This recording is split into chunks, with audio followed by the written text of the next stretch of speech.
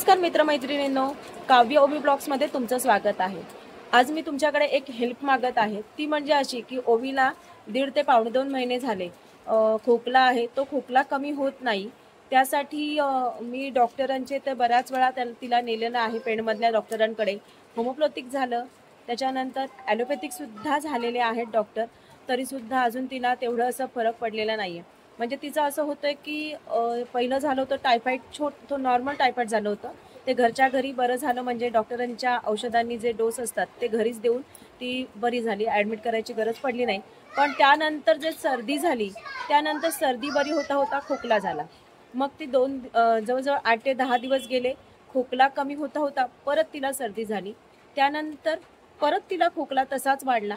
त्यानंतर परत असं महिन्यातनं साधारणतः 4 वेळा तिला सर्दी आणि खोकला झाला।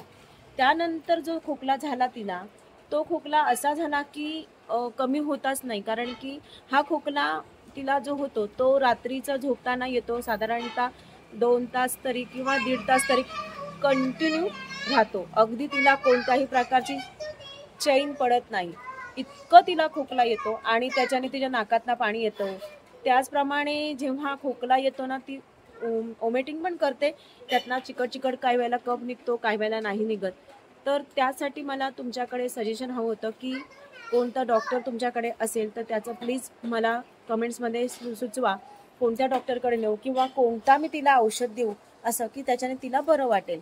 कारण की मी तर हतबल झाले, कारण की ह्या 1.5 पावणे 2 महिन्यामध्ये तिलाही झोप नाही आणि आम्हालाही झोप नाही। कारण की रात्रीचे 12 वाजता 11 वाजता तिला तो खोकला चालू होतो, तो अगदी 1, 12:30, 1, 2 असे वाजेपर्यंत तिचा हा खोकला राहतो।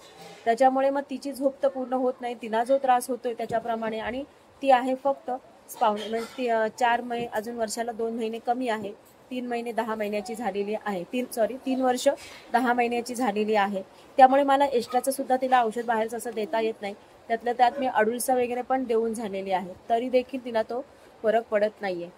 तर त्यासाठी तुम्ही प्लीज मला हेल्प करून मला सांगा की मला कमेंट्समध्ये नक्की सांगा कोणत्या डॉक्टर किंवा कोणता औषध तुमच्याकडे असेल तर सुचवा।